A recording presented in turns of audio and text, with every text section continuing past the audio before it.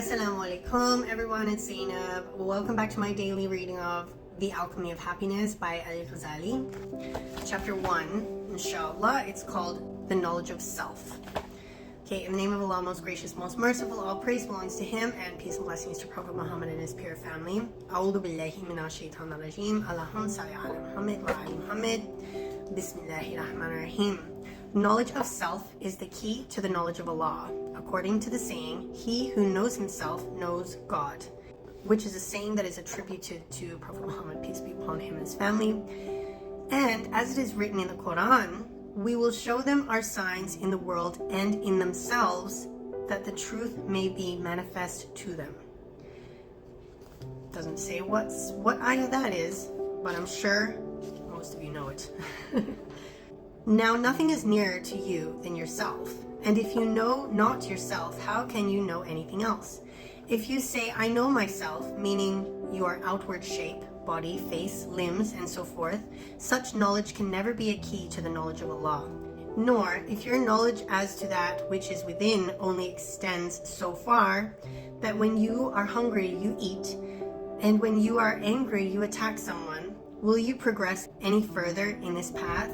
For the beasts are your partners in this.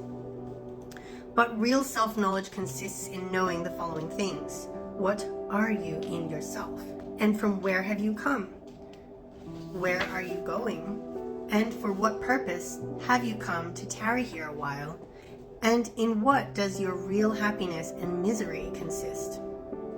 Some of your attributes are those of animals, some of devils, and some of angels, and you have to find out which of these attributes are accidental and which are essential. Till you know this, you cannot find out where your real happiness lies. The occupation of animals is eating, sleeping, and fighting. Therefore, if you are an animal, busy in yourself in these things. Devils are busy in stirring up mischief and in deceit. If you belong to them, do their work. Angels contemplate the beauty of Allah and are entirely free from animal qualities.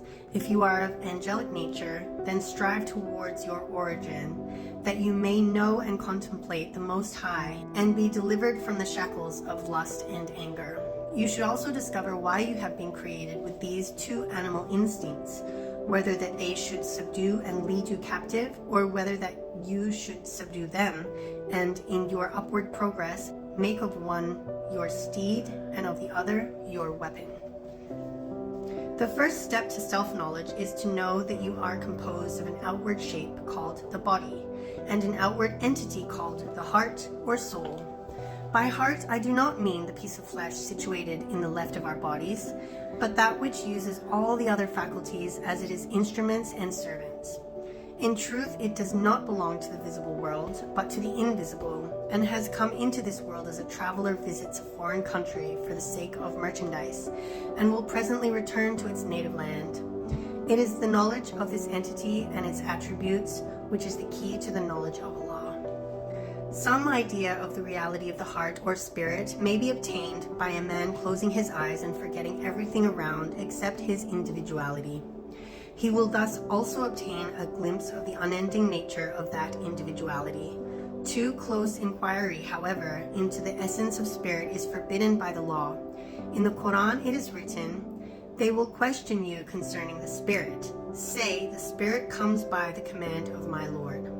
Thus much is known of it, that it is an invisible essence belonging to the world of decrees, and that it is not from everlasting but created.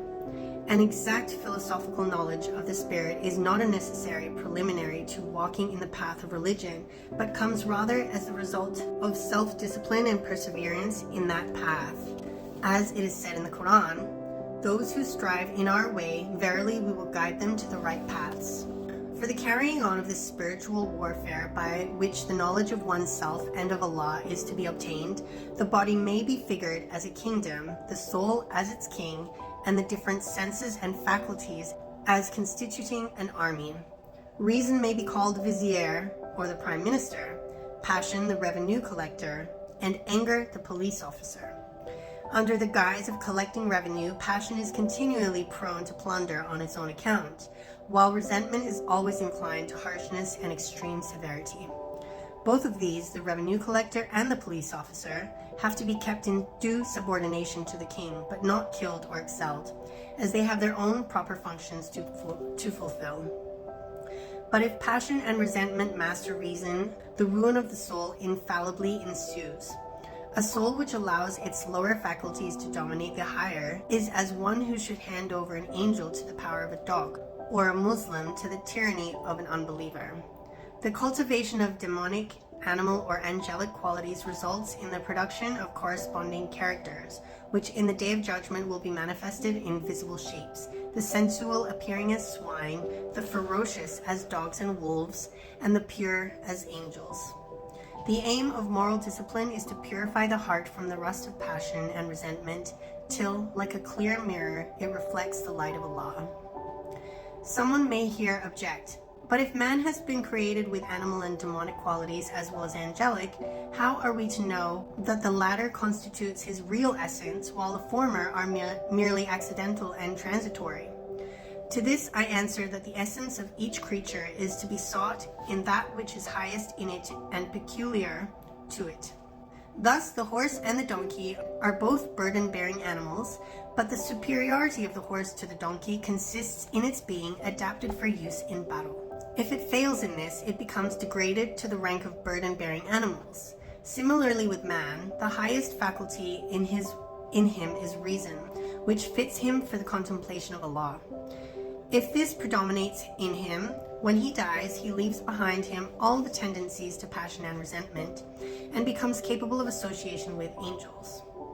As regards to his mere animal qualities, man is inferior to many animals, but reason makes him superior to them, as it is written in the Quran. To man we have subjected all things in the earth. MashaAllah. Stay blessed. جئت بعد العسر يسرا ربنا